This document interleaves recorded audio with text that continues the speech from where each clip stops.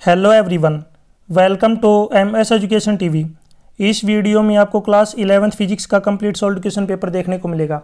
यदि आपको और भी सब्जेक्ट के सोल्ड क्वेश्चन पेपर की वीडियो देखनी है तो मेरे यूट्यूब चैनल के ऊपर जाके देख सकते हैं।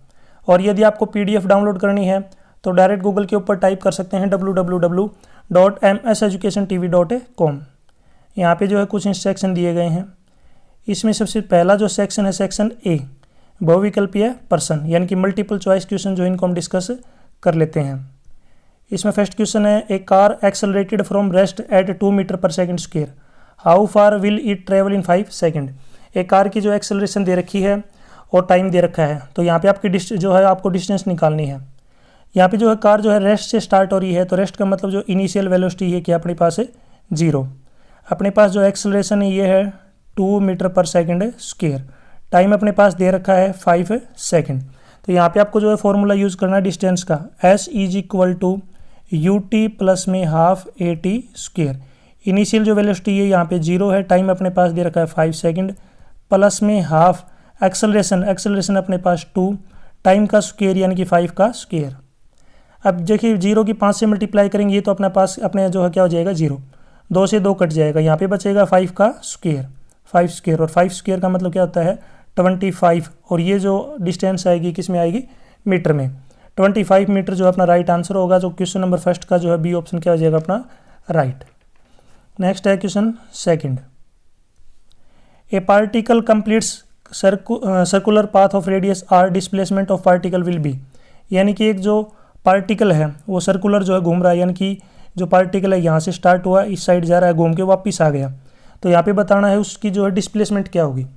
तो डिस्प्लेसमेंट को क्या बोलते हैं, shortest distance between starting point and and point. यानी कि स्टार्टिंग पॉइंट और एंड पॉइंट के बीच की जो मिनिमम डिस्टेंस है, शॉर्टेस्ट डिस्टेंस है, उसको डिस्प्लेसमेंट बोलते हैं। तो पार्टिकल यहाँ से स्टार्ट हुआ, वापस यहीं पे आ गया, तो उसने जो डिस्प्लेसमेंट कितनी कवर की है 0, तो उसकी डिस्प्लेसमेंट कितनी आ जाएगी 0। डिस्टेंस 0 नहीं आएगी, डिस्प्लेसमेंट की बात की जा रही है, तो डिस्प्लेसमेंट यहाँ पे 0 हो जाएगी, डी ऑप्शन राइट। और जो डिस्टेंस होगा वो 0 नहीं होगा, याद रखना आपको। Question 3, the angles of projection for which a projectile covers the same horizontal range are 30 degree and. तो आपको याद रखना है जो सम होता है एंगल ऑफ प्रोजेक्शन का वो 90 डिग्री होता है, ठीक है। 90 डिग्री जो होता है कब होगा, सेम रेंज के लिए। तो यहाँ पे एक एंगल अपने पास 30 डिग्री दे रखा है, दूसरा निकालना हमें, तो दूसरा अपने पास क्या आ जाएगा 90 माइनस में 30 यानी कि 60 डिग्री। तो दूसरा जो एंगल होगा 60 डिग्री, जो अपना बी ऑप्शन ये राइट हो जाएगा। Question 4, if external force on a body is 0, it's acceleration is. यानी कि जो कोई बॉडी है यानी कि कोई पिंड है उसके ऊपर जो एक्सटर्नल फोर्स है वो 0 है, तो आपको एक्सेलरेशन बताना है। तो आपको याद रखना है फोर्स का फॉर्मूला होता है मास इंटू एक्सेलरेशन। हमें एक्सेलरेशन निकालनी है, तो यहाँ पे जो मास है फोर्स के नीचे आ जाएगा is equal to acceleration. Force जो है अपने पास 0 दे रखा है, तो acceleration is equal to force का मतलब 0 डिवाइड में मास, और 0 को मास से डिवाइड करेंगे तो भी क्या आएगा अपना 0। तो यहाँ पे जो क्वेश्चन 4 का जो है राइट आंसर क्या हो जाएगा अपना 0, यानी कि जो एक्सेलरेशन होगी क्या होगी 0 हो जाएगी, D option right. Question 5, A 5 kg block is pulled over a surface with A friction coefficient of 0.2 with a force of 10 Newton, calculate the friction force. Friction force जो काउंट जो है कैलकुलेट करना है। तो देखिए यहाँ पे मैं आपको बता देता हूँ, सबसे पहले जो फ्रिक्शन जो फोर्स होता है वो बराबर होता है कोफिशिएंट ऑफ फ्रिक्शन मल्टीप्लाई में नॉर्मल फोर्स। अब जो नॉर्मल फोर्स होगा, नॉर्मल फोर्स अपने पास क्या हो जाएगा mg, नॉर्मल फोर्स जो हो गया अपने पास mg। अब हमें फोर्स निकालना है फ्रिक्शन फोर्स, तो फ्रिक्शन जो फोर्स होता है ये बराबर होता है किसके, coefficient of friction. Coefficient of friction को म्यू से डिनोट करते हैं, मल्टीप्लाई में नॉर्मल फोर्स यानी कि n। तो यहाँ पे जो n है इसकी जगह पे रख लिया हमने mg। बस अब हमें सोल्व करना है, तो म्यू की जो वैल्यू है ये अपने पास कितना है 0.2। मास अपने पास कितना है 5 kg, मल्टीप्लाई में g की जो वैल्यू यहाँ पे हमें क्या लेनी पड़ेगी 9.8। अब जब इसको सोल्व करेंगे तो ये अपने पास आ जाएगा कितना 9.8 न्यूटन फोर्स जब सोल्व करेंगे तो। अब अगर आप ध्यान से देखेंगे तो यहाँ पे जो है कौन सा भी ऑप्शन नहीं दे रखा, 9.8 न्यूटन कौन सा भी नहीं है, लेकिन इसमें अप्रोक्सीमेट लगभग देख लेंगे हम, तो लगभग अपना जो है सी वाला जो है 10 न्यूटन, यानी कि जो 9.8 जो न्यूटन होता है ये किसके बराबर होता है लगभग 10 न्यूटन के अप्रोक्सीमेट। तो इसमें सी ऑप्शन राइट होगा। Question 6, what is the kinetic energy of 2 kg object moving at a velocity of 3 metre per second. तो यहाँ पे काइनेटिक एनर्जी निकालनी है, मास दे रखा है और वेलोसिटी दे रखी है। तो आपको याद रखना जो काइनेटिक एनर्जी है उसका फॉर्मूला होता है हाफ mv²। तो अपने पास मास है 1.2 मल्टीप्लाई में मास है 2 kg मल्टीप्लाई में v² यानी कि 3 का स्क्वेयर, 2 से 2 कट जाएगा, 3 का स्क्वेयर होता है 9। और जो आपकी काइनेटिक एनर्जी है तो इसकी यूनिट आएगी जूल, 9 जूल। तो क्वेश्चन नंबर जो 6 है इसका राइट आंसर हो जाएगा अपना b option 9 joule. Question 7, when a conservative force does positive work on a body the potential energy of the body is, यानी कि जब कोई संरक्षित बल किसी वस्तु पर धनात्मक कार्य करता है तो वस्तु की जो स्थिति जो ऊर्जा होगी वो क्या हो जाएगी, डिक्रीज। तो यहाँ पे जो बी ऑप्शन है राइट होगा। Next question 8, the value of acceleration due to gravity with increasing depth from earth surface, यानी कि जो है आपको बताना है यदि डेप्थ इंक्रीज की जा रही है। डेप्थ इंक्रीज का मतलब क्या है कि जो गहराई है, गहराई की तरफ हम जा रहे हैं। देखिए मैं एक बार आपको पहले यहाँ पे पृथ्वी बना के अच्छे से समझा देता हूँ। ये मान लीजिए यहाँ पे अपने पास क्या है, अर्थ, इस तरीके की जो है ये अर्थ है, सर्कल जो है, यहाँ पे जो डेप्थ है इसको इंक्रीज किया गया है। तो जो डेंसिटी होती है क्या है 4/3 पाई r क्यूब, ये क्या होती है एक तरीके से डेंसिटी, जिसको हम बोलते हैं एक्सेलरेशन ड्यू टू ग्रेविटी। अगर डेप्थ में जाते जाएंगे, अगर ऊपर सरफेस से अंदर की तरफ जाएंगे तो जो रेडियस है ये क्या हो जाएगी, डिक्रीज, यानी कि रेडियस क्या होगी, डिक्रीज। और रेडियस डिक्रीज होगी तो डेप्थ क्या हो जाएगी, बढ़ जाएगी। और जब रेडियस डिक्रीज होती है तो आपको याद रखना है जो एक्सेलरेशन ड्यू टू जो ग्रेविटी है वो क्या हो जाएगी अपनी, डिक्रीज। तो यहाँ पे जो राइट आंसर क्या हो जाएगा भी, यानी कि हम सेंटर की तरफ जाएंगे ना अर्थ में, तो अपनी जो एक्सेलरेशन जो है वो ड्यू टू ग्रेविटी वो कम होती जाएगी। क्वेश्चन 9 देखिए, according to Kepler's law of period time, तो यहाँ पे केपलर्स लॉ बताना है। तो केपलर लॉ में जो है क्या होता है, जो t² होता है वो डायरेक्टली प्रोपोर्शनल होता है r³ के।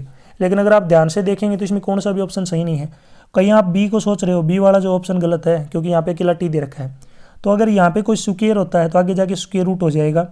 तो ये जो पावर है अगर आके जाएगी, जैसे आपने देखा होगा, यानी कि अगर x² बराबर 4 है तो हम क्या करते हैं, ये जो पावर 2 आगे जाके 1/2 हो जाती है इस प्रकार। तो यहाँ पे भी जो है अपना जो पावर है ये 2 आगे जाके क्या हो जाएगी, r3 तो ऊपर है ही, 2 इसके नीचे आ जाएगा बस। तो यहाँ पे जो है t directly proportional to r⁻³ तो यहाँ पे अपना जो है 9th का राइट आंसर हो जाएगा d option. Question 10, 10 kg masses are separated by distance 1 metre, calculate the gravitational force between them, यानी कि दो जो हैं मास दे रखे हैं 10 kg के, उनके बीच की डिस्टेंस 1 मीटर है। तो आपको ग्रेविटेशनल फोर्स निकालना उनके बीच में। तो आपको फॉर्मूला याद रखना है, जो पहले आपको ग्रेविटेशनल कांस्टेंट की वैल्यू पता होनी चाहिए। तो ग्रेविटेशनल कांस्टेंट g बराबर होता है 6.6 × 10⁻⁻11। ठीक है, ये आपको याद रखना न्यूटन।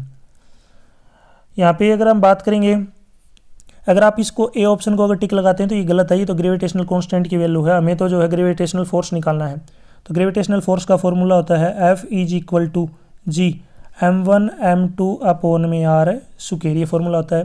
तो g की वैल्यू यहाँ पे हम रख लेते हैं। तो g की वैल्यू है 6.67 × 10⁻⁻11। मास m1 मल्टीप्लाई में m2, तो हम मास दोनों बराबर ही हैं, 10 मल्टीप्लाई में 10 डिवाइड में r का स्क्वायर, यानी कि डिस्टेंस का स्क्वायर, डिस्टेंस है 1 का स्क्वायर।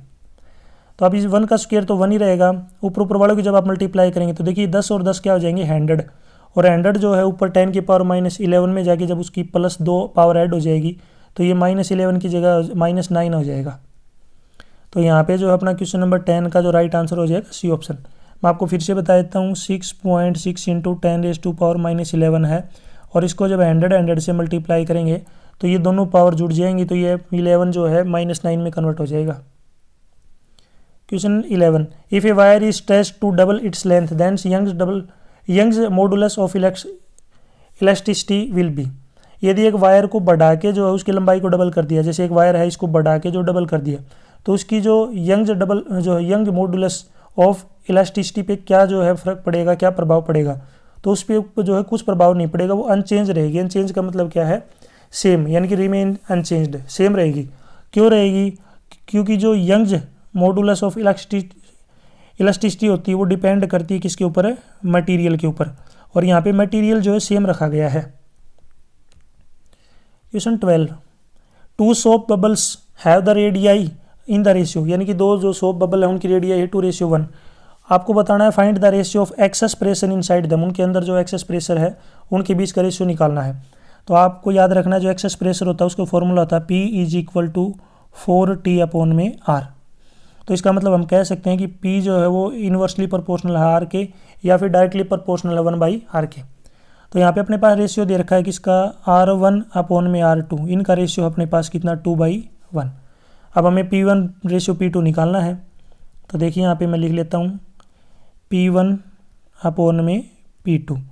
तो P1 अपने पास क्या है 4T/R1 और नीचे आ जाएगा 4T/R2। अब 4T से 4T कैंसिल हो, नीचे वाला जो R2 है ये ऊपर चला जाएगा और R1 है वो कहाँ पे आ जाएगा नीचे। और आपको यहाँ पे दे रखा है कि जो R1 और R2 का जो रेशियो है R1/R2 का रेशियो क्या है 2:1, लेकिन R2 ऊपर है तो R2 का मतलब क्या है 1 ऊपर चला जाएगा और 2 कहाँ पे आएगा नीचे। तो इनका जो रेशियो होगा ये कितना हो जाएगा 1:2, यानी कि P1 रेशियो P2 हो जाएगा 1:2। अपने पास जो है यहाँ पे राइट ऑप्शन हो जाएगा ए ऑप्शन क्या होगा सही।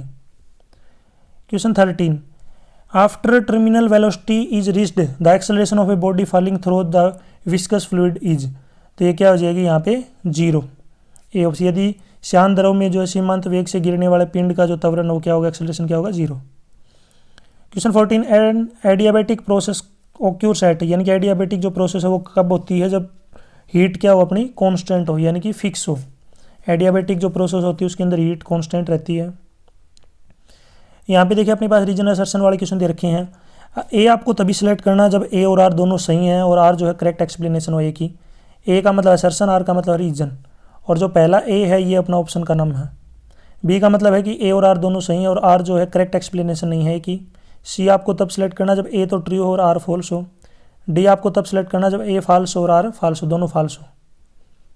तो 15 में अगर हम बात करें सबसे पहला असर्शन दे रखा है कि air quickly leaking out of A balloon becomes cooler, यानी कि गुब्बारे से बाहर निकलने वाली हवा जो है तेज़ी से ठंडी हो जाती है, तो ट्रू है ये। The leaking air undergoes adiabatic expansion, ये भी क्या है ट्रू, और ये जो इसकी सही एक्सप्लेनेशन भी कर रही है, यानी कि दोनों असर्शन और रीजन ट्रू है और रीजन जो है इसकी सही एक्सप्लेनेशन है। तो यहाँ पे अपना जो है कौन सा ऑप्शन राइट होगा ए वाला, यानी कि अपना जो क्वेश्चन 15 है इसमें राइट आंसर हो जाएगा ए ऑप्शन। 16 में असर्शन दे रखा है कि work and heat are two equivalent form of energy, यानी कि वर्क और हीट जो है दोनों एनर्जी की जो इक्विवेलेंट फॉर्म है, तो ये बिल्कुल ट्रू है। Work is the transfer of mechanical energy irrespective of temperature difference whereas heat is transferred of thermal energy because of temperature difference only, तो ये भी ट्रू हो रही है, जो है सही एक्सप्लेनेशन भी है। तो इसमें भी जो अपना ऑप्शन क्या होगा ए राइट, यानी कि असर्शन और रीजन दोनों ट्रू हैं और रीजन जो है असर्शन की सही एक्सप्लेनेशन भी है। 17 का देखिए यहाँ पे असर्शन है कि all small oscillation are simple harmonic nature, यानी कि सभी ऑसिलेशन जो होती हैं सिंपल हार्मोनिक होती है नेचर के अंदर, तो ये बात बिल्कुल क्या फॉल्स है। Oscillation of spring block system are always simple harmonic whether amplitude is small और लार्ज, यानी कि ये भी जो स्टेटमेंट ये क्या अपनी फॉल्स, यानी कि दोनों ही जो यहाँ पे अपनी जो स्टेटमेंट है गलत है, और दोनों जब गलत होती हैं तो आपको ऑप्शन कौन सा चूज करना है डी ऑप्शन, यानी कि डी ऑप्शन करना है, यानी कि दोनों ही जो है क्या है फॉल्स हैं। तो यहाँ पे 17 में जो अपना डी ऑप्शन क्या होगा राइट, याद रखना। 18 पे चलते हैं। असर्शन दे रखा है कि an oscillatory motion is necessarily periodic, यानी कि जो ऑसिलेटरी जो मोशन होगा ये जो है ज़रूरी है कि वो पीरियोडिक हो, तो ये तो गलत है, ज़रूरी नहीं है वो, तो ये पहली फॉल्स हो गई। दूसरा है simple harmonic motion is necessarily oscillatory, तो ये क्या है ट्रू है, यानी कि जो पहली जो स्टेटमेंट है ये अपनी फॉल्स है और दूसरी जो स्टेटमेंट ये अपनी क्या है ट्रू। अगर आप ऑप्शन में देख के चलेंगे तो यहाँ पे आपको कौन सा भी ऑप्शन देखने को नहीं मिलेगा, क्योंकि ऐसा कोई ऑप्शन है ही नहीं जिसमें जो है पहला जो है अपने पास असर्शन क्या हो फॉल्स हो और रीजन क्या हो ट्रू हो। तो इसके लिए जो है देखना पड़ेगा आपको, ग्रेस मार्क जो इसको मिलेंगे। आप जो है इसका क्या ऑप्शन करके आए, कौन सा आंसर आप लिख के आए, ज़रूर कमेंट सेक्शन में बताइए। मैं आपको पहले बताता हूँ ऊपर वाली जो स्टेटमेंट है अपनी फॉल्स है, नीचे वाली क्या है अपनी ट्रू, इसका आंसर आप कमेंट सेक्शन में बताएं। 19 में दे रखा है कि डिस्प्लेसमेंट एक्स ऑफ पार्टिकल की जो है x = a प्लस में bt प्लस में ct स्क्वायर, t टाइम है in second and displacement x in metre है, तो आपको डायमेंशन बतानी है a और b की। x बराबर है a प्लस में bt प्लस में ct स्क्वायर, तो सभी जो है ये क्या है डिस्टेंस की डायमेंशन हो जाएगी। तो यहाँ पे आप कह सकते हैं कि जो a है वो क्या है x के बराबर, और x जो है डिस्टेंस है तो a की जो डायमेंशन होगी क्या होगी l। इसी प्रकार b की हमें निकालनी है तो x = bt भी हो जाएगा और इसकी जो डायमेंशन ये भी क्या होगी l। हमें ए की तो डायमेंशन आ गई अपने पास एल, बी की और निकालनी है तो बी टी इधर जो है मल्टीप्लाई में आगे जाके डिवाइड में, और टी की आपको यहाँ पे जो है टी नीचे प्लस में ऊपर जाए क्या हो जाएगा माइनस में टी इनवर्स। तो यहाँ पे बी की आ गई एल टी इनवर्स या टी माइनस 1। 20 का देखिए यहाँ पे suppose that period T of oscillation of the simple harmonic depend on the length L, mass of b o b m and acceleration due to gravity g. Derive expression for its time period using method of dimension. तो derive करना है, drive मैं आपको अलग सी video में provide करवा दूंगा। मैं यहाँ पे आपको डायरेक्ट डेरिवेटिव बता देता हूँ। डेरिवेटिव जो होगा ये होगा अपने पास 2 पाई एल अपॉन में जी का square root. Question 21, drive the work energy theorem for a variable force. यहाँ पर आपको जो है परिवर्तन बल्ब के लिए जो है बल के लिए कार्य ऊर्जा सिद्धांत की जो है व्युत्पत्ति करें। तो ये जो है आपको इसको भी जो मैं अलग से ड्राइव करवा दूंगा। बाकी इसका जो डेरिवेटिव किया गया मैं आपको बताता हूँ। डेल्टा के इज इक्वल टू डब्लू। जो डेल्टा जो के है ये क्या है, चेंज इन काइनेटिक एनर्जी, और जो डब्लू है ये है work done by force. Next इसी के जो है एक और जो है क्वेश्चन दे रखा है, और में क्वेश्चन और है कि write the relation between kinetic energy and momentum and with the help of the relation answer if the momentum of a lighter and heavy body are same then the kinetic energy of which body will be greater. तो पहले मैं आपको बता देता हूँ जो kinetic energy होती है, आपको मैं थोड़ा सा ऊपर ही दिखाता हूँ। यहाँ पे देखिए काइनेटिक, मैं नीचे वाले क्वेश्चन की बात कर रहा हूँ। जो काइनेटिक एनर्जी होती है ये बराबर होती है किसके, मोमेंटम का स्क्वायर डिवाइड में 2 मल्टीप्लाई में मास यानी कि 2m। यानी कि आप कह सकते हैं कि जो काइनेटिक एनर्जी है ये किसके इन्वर्सली प्रोपोर्शनल है, m के। तो यहाँ पे इसने बोला है कि जो मोमेंटम है लाइटर और हैवियर बॉडी का वो सेम है, यानी कि p की वैल्यू तो सेम हो गई। तो आपको बताना है काइनेटिक एनर्जी किसकी ज़्यादा होगी। तो काइनेटिक एनर्जी मास की इन्वर्सली प्रोपोर्शनल है। अगर जिसका मास ज़्यादा होगा तो उसकी काइनेटिक एनर्जी कम होगी। यानी कि अगर हम मास को बढ़ाएंगे, इंक्रीज करेंगे, तो काइनेटिक एनर्जी क्या हो जाएगी, डिक्रीज। तो इसने पूछा किसकी जो है काइनेटिक एनर्जी ज़्यादा है, तो काइनेटिक एनर्जी किसकी ज़्यादा हो जाएगी, लाइटर बॉडी की, क्योंकि जिसका जो है मास कम होगा उसकी काइनेटिक एनर्जी क्या होगी, ज़्यादा। तो इसमें यहाँ पे जो है किसकी जो है ग्रेटर, वो किसकी जो है यहाँ पे काइनेटिक एनर्जी ज़्यादा हो जाएगी, यहाँ पे लाइटर बॉडी की। तो इसमें क्या आ जाएगा, lighter body. Question 22, what is elastic potential energy. Elastic potential energy क्या है। तो this is the energy then an object has in it due to being deformation of its shape. और इसका मैथमेटिकल फॉर्मूला लिखना है by using spring having spring constant k. तो यहाँ पे जो पोटेंशियल एनर्जी का जो फॉर्मूला होगा ये हो जाएगा हाफ जो है पोटेंशियल एनर्जी का जो है कांस्टेंट दे रखा है के, सॉरी स्प्रिंग कांस्टेंट दे रखा है के और एक्स स्क्वायर। तो के है, यानी कि आप कह सकते हैं कि पोटेंशियल एनर्जी बराबर है किसके, मैग्नीट्यूड ऑफ फोर्स मल्टीप्लाई में डिस्प्लेसमेंट। इसी की ओर में यहाँ पे दे रखा है question, what is the coefficient of restitution, यानी कि जो आपको बताना है पुनर्स्थापन का जो है गुणांक क्या है। तो the ratio of final velocity to the initial velocity between the two objects after their collision. यानी कि इनिशियल और फाइनल वेलोसिटी के बीच का जो रेशियो है, कब, जब दो ऑब्जेक्ट कोलिजन करते हैं उसके बाद, उसी को बोलते हैं कोफिशिएंट ऑफ रेस्टिट्यूशन। और आपको बताना है what is the value of elastic collision. Elastic collision की जो वैल्यू बतानी है। तो इलास्टिक जो कोलिजन होगा इसकी वैल्यू क्या हो जाएगी, 1, यानी कि E is equal to 1। Question 23, what is surface tension, right its unit. Surface tension क्या है, it is the tendency of fluid surface to shrink into the minimum surface area possible. यानी कि एक टेंडेंसी है ये फ्लूइड की, liquid की, जो अपने आप को जो है मिनिमम सरफेस एरिया के अंदर जो है सिकुड़ लेता है। अगर इसकी यूनिट की बात करें तो इसकी यूनिट होती है न्यूटन पर मीटर, यानी कि आप इसको लिख सकते हैं न्यूटन पर मीटर, ये जो इसकी यूनिट होती है। नेक्स्ट क्वेश्चन पे चलते हैं, question 22, write two assumption of kinetic theory of gases. तो आपको जो है 2 एजम्पशन बताने हैं। तो एक है molecules of gas undergo perfect elastic collision, और दूसरा है separation between molecules is much larger than the size of A molecule. Question 25 का एक स्टील वायर है जिसकी लेंथ है 0.50, यानी 0 लगा सकते हो आप इधर, मीटर इसकी लेंथ है। इसका मास दे रखा है 4 × 10⁻³ kg। If the wire is under a tension of 18 newton, tension दे रखी है 80 न्यूटन। आपको जो स्पीड बतानी है transverse waves on the wire. तो यहाँ पे मैं आपको डायरेक्ट फॉर्मूला बता देता हूँ, यानी कि जो वेलोसिटी होगी किसके बराबर हो जाएगी, टी अपॉन में म्यू, टी अपॉन में म्यू। अब म्यू क्या होगा मैं आपको बता देता हूँ। टी तो क्या है अपने पास यहाँ पे, टी यहाँ पे अपने पास है टेंशन, टेंशन यानी कि जो है 80 न्यूटन। म्यू है, म्यू का फॉर्मूला मैं आपको बता देता हूँ। म्यू अपने पास जो है नीचे लिख देता हूँ, म्यू बराबर होता है किसके, यहाँ पे एम अपॉन में एल। अब यहाँ पे एम अपॉन एल की वैल्यू जब रखेंगे तो एल जो है ये ऊपर चला जाएगा, अपने पास अपना ऊपर चला जाएगा, एम नीचे रह जाएगा और इसका स्क्वायर रूट। टी की वैल्यू अपने पास 80 है, लेंथ की जो वैल्यू है 0.50, डिवाइड में एम मास 4 × 10⁻³ और इसका स्क्वायर रूट। अब इसको सोल्व कर लेते हैं। देखिए टी मल्टीप्लाई में 50 का जो है डेसिमल हटाएंगे तो नीचे 100 आएगा, नीचे 4 है, ये 10⁻³ ऊपर चला जाएगा, 10⁻+3, 10⁻+3 का मतलब है 1000। अब सोल्व देखिए 50 से इसको काट लेते हैं, पहले 2 जीरो से 1000 की 2 जीरो काटते हैं, 4 से जो है 80 को काटते हैं 20 के ऊपर, तो एक तो 20 बच गया, एक 50 बच गया और एक 10 बच गया।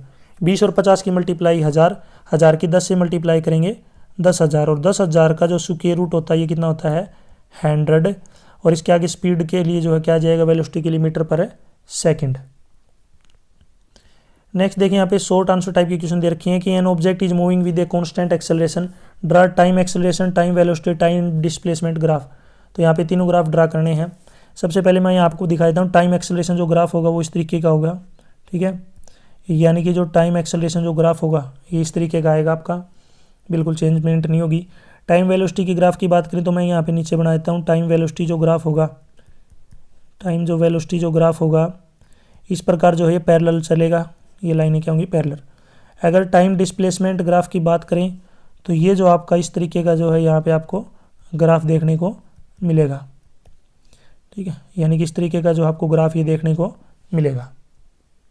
क्वेश्चन 27 का यहाँ पे देखिए पार्टिकल दे रखा है, मास दे रखा है उसका m1 m2 m3 m4 सभी का दे रखा है। आपको जो है find the centre of mass of the system with the respect, आपको जो है सेंटर ऑफ मास निकालना है। सबसे पहले बात कर लेते हैं देखिए x के लिए, तो x बराबर है m1 मल्टीप्लाई में 0 प्लस में m2 मल्टीप्लाई में l प्लस में m3 मल्टीप्लाई में l और प्लस में m4 मल्टीप्लाई में 0 और डिवाइड में क्या आ जाएगा m1 प्लस में m2 प्लस में m3 प्लस में m4। अब थोड़ा ऊपर सोल्व कर लेता हूँ मैं। देखिए ये तो क्या हो गया आपका 0, लास्ट वाला भी क्या होगा आपका 0। इन दोनों में l कॉमन है, l को बाहर ले लेते हैं तो ये बचेगा m2 प्लस में m3 मल्टीप्लाई में l डिवाइड में m1 m2 m3 सभी का जोड़। जब इन सभी का जोड़ करेंगे तो ये आएगा 6। m2 और m3 ऊपर देख लीजिए, m2 2 ग्राम है, m3 1 ग्राम है, दोनों को जोड़ेंगे 3 ग्राम, 3/6 l यानी कि 2 से 3 से काटेंगे 2 l/2। ये तो x की वैल्यू आ गई। इसी प्रकार y के निकाल लेते हैं तो y is equal to m1 multiply में 0 प्लस में m2 मल्टीप्लाई में 0 प्लस में m3 मल्टीप्लाई में l प्लस में m4 मल्टीप्लाई में l डिवाइड में m1 प्लस में m2 प्लस में m3 प्लस में m4। तो ये तो आपका दोनों 0 हो गए। इन दोनों में जो है l दोनों में कॉमन है तो यहाँ पे अंदर बच जाएगा m3 प्लस में m4 और मल्टीप्लाई में l और डिवाइड में तीनों सभी मासेज का जोड़, सभी मास कितने 6। m3 और m4 कितना है 1 प्लस में 1, तो 1 प्लस 1 कितना हो गया 2/6 l। काटेंगे तो एक 3 पे कट जाएगा तो l/3। नेक्स्ट क्वेश्चन पे चलते हैं। क्वेश्चन 28 है state law of conservation of angular momentum, explain it's with the help of one example. तो ये मैं आपको अलग से वीडियो में प्रोवाइड करवाऊंगा। नेक्स्ट है state Kepler's law of planetary motion, और इसी की ओर में है कि what do you mean by escape velocity of planet, stabilize expression for the escape velocity of body from the surface of earth. Next है write 3 difference between isothermal process and adiabatic process, के बीच में 3 difference बताने हैं। Long question यहाँ पे start हो चुके हैं। A projectile thrown at a angle theta from the horizontal with the velocity u under the gravitational force of earth, find the expression for time of flight and maximum height. इसी की ओर में question है state law of triangle vector addition and prove expression of the result. अलग से मैं video provide करवाऊंगा। State prove Bernoulli theorem, Bernoulli theorem जो है यह हमेशा आपकी पूछी जाती है, मोस्ट इंपॉर्टेंट है ये। इसी के ओर में है यहाँ पे state and prove Newton's law of cooling. Next है what is limiting friction, state law of limiting friction, limiting friction क्या है और इसके आपको जो है लिमिट स्टेट बताना है। अब यहाँ पे देखिए इसी के ओर में अपने पास जो एक न्यूमेरिकल स्टार्ट है, न्यूमेरिकल है कि man of mass 70 kg stands on A weighing scale in the lift which is moving, जी की वैल्यू दे रखी है। तो व्हाट इज द रीडिंग बतानी स्केल के ऊपर, कब, जब upward with uniform speed of 10 metre पर सेकेंड, और दूसरा है डाउनवर्ड विद यूनिफॉर्म एक्सेलरेशन। तो यहाँ पे जो है स्केल के ऊपर जो इसकी रीडिंग बतानी है। तो पहले मैं आपको बताता हूँ, देखिए सबसे पहले हम बात कर लेते हैं अपवर्ड विद यूनिफॉर्म स्पीड के लिए। तो यहाँ पे जो आर होगा ये कितना हो जाएगा mg, m की वैल्यू है अपने पास 7 kg मल्टीप्लाई में g की वैल्यू 10 है, ये कितना आ जाएगा 700 न्यूटन। ये तो आ गया जो है इसकी वैल्यू, रीडिंग की वैल्यू यानी कि फोर्स की वैल्यू। लेकिन हमें जो है रीडिंग स्केल के ऊपर क्या होगा, तो रीडिंग स्केल के ऊपर क्या हो जाएगा, ये 700 डिवाइड में जी से डिवाइड करना पड़ेगा, और जी की वैल्यू अपने पास कितनी है 10, काटेंगे तो ये कितना आ जाएगा 70 kg। दूसरे की बात करें यहाँ पे डाउनवर्ड विद यूनिफॉर्म एक्सेलरेशन के लिए, तो यहाँ पे r प्लस में mg बराबर हो जाएगा ma। अब r is equal to mg आगे जाके माइनस का हो जाएगा, mg किसका हो जाएगा यहाँ पे माइनस का। तो यानी कि आप इसको लिख सकते हैं क्या 70 इंटू 10 माइनस 5, 70 मल्टीप्लाई में 5 यानी कि 350 न्यूटन। और रीडिंग स्केल के ऊपर बात करेंगे तो रीडिंग स्केल के ऊपर ये किस प्रकार रिप्रेजेंट होगा, 350 को जी से डिवाइड करना पड़ेगा, 350 डिवाइड में जी 10, काटेंगे तो ये 35 और 35 के आगे क्या आ जाएगा किलोग्राम। नेक्स्ट क्वेश्चन पे चलते हैं। यहाँ पे केस स्टडी जो है क्वेश्चन दे रखा है, केस स्टडी बेस्ड टाइप का जो है क्वेश्चन है अपने पास। तो ये ऊपर हिंदी में है, थोड़ा नीचे से स्क्रॉल करते हैं, यहाँ पे इंग्लिश में है। And molecule of mono atomic gas consist of single atom, its translational motion can take place in any direction in space, thus it can revolve along 3 coordinate axis, यहाँ पे 3 कोऑर्डिनेट एक्सिस हैं। And having 3 independent motion have it has 3 degree of freedom, इसकी 3 degree of freedom भी है। आगे है molecule of diatomic gas is made up of 2 atoms joined rigidly to one another through the bond. This can not only move bodily but also rotate about any of the 3 coordinate axes. Diatomic molecule has 5 degree of freedom, 3 with respect to translation and 2 with the respect of rotation. पहला question है diatomic molecule has degree of freedom, तो कितनी degree of freedom है यहाँ पे आप पढ़ सकते हैं 3 डिग्री ऑफ फ्रीडम। तो इसमें जो है बी ऑप्शन राइट हो जाएगा। नेक्स्ट क्वेश्चन है the molecule of mono atomic gas is, तो कौन सा जो है मोलिक्यूल होता है जो मोनो एटोमिक होता है, तो ये क्या है हीलियम। इसी में नेक्स्ट है define degree of freedom and state law of equipartitions of energy, ये मैं आपको अलग से वीडियो में प्रोवाइड कराऊंगा। नेक्स्ट 35 का क्वेश्चन ऊपर हिंदी में दे रखा है, नीचे देखिए यहाँ पे इंग्लिश में। The motion of the particle should be in straight line and fro about a fixed point. Next है the restoring force acting on a particle should always be proportional to the displacement of the particle from that point. तीसरा है the force should always be directed towards the point. अब ये है these are the condition of simple harmonic motion. पहला point देखिए, पहला question है for which is always directed towards the equilibrium position is, तो ये क्या हो जाएगा यहाँ पे restoring force, D option right. Next देखिए यहाँ पे second question the rotation of the earth is about its axis is, ये क्या हो जाएगा पीरियोडिक मोशन। और नेक्स्ट है यहाँ पे what is simple harmonic motion क्या है, what is second pendulum, what is the length of second pendulum. तो सेकंड पेंडुलम की जो लेंथ होती है 0.993 मीटर, जो कि लगभग होती है किसके 1 मीटर के। तो आप 1 मीटर लिख सकते हैं इसकी, यानी कि जो इसकी लेंथ होगी वो क्या हो जाएगी 1 मीटर। यहाँ तक जो वीडियो अपनी कंप्लीट हो चुकी है। आपको जो है ग्रेविटेशनल जो कांस्टेंट होता है उसकी वैल्यू बतानी है। ग्रेविटेशनल जो कांस्टेंट होगा उसकी वैल्यू क्या होगी, ज़रूर आप मुझे कमेंट सेक्शन में बताएं। यदि आपको और भी सब्जेक्ट के सोल्ड क्वेश्चन पेपर की वीडियो देखनी है तो मेरे यूट्यूब चैनल के ऊपर जाके देख सकते हैं। आपको कितने क्वेश्चन आते हैं, कितने इसमें से सही हैं आपके, ज़रूर आप जो है कमेंट सेक्शन में बताएं। यदि आपको PDF डाउनलोड करनी है तो डायरेक्ट गूगल के ऊपर टाइप कर सकते हैं www.mseducationtv.com। यदि आप मुझे फेसबुक, इंस्टाग्राम और टेलीग्राम पे फॉलो करना चाहते हैं तो इसी वीडियो के डिस्क्रिप्शन में आपको लिंक मिल जाएगा, वहाँ से आप मुझे डायरेक्ट फॉलो कर सकते हैं। Thanks for watching.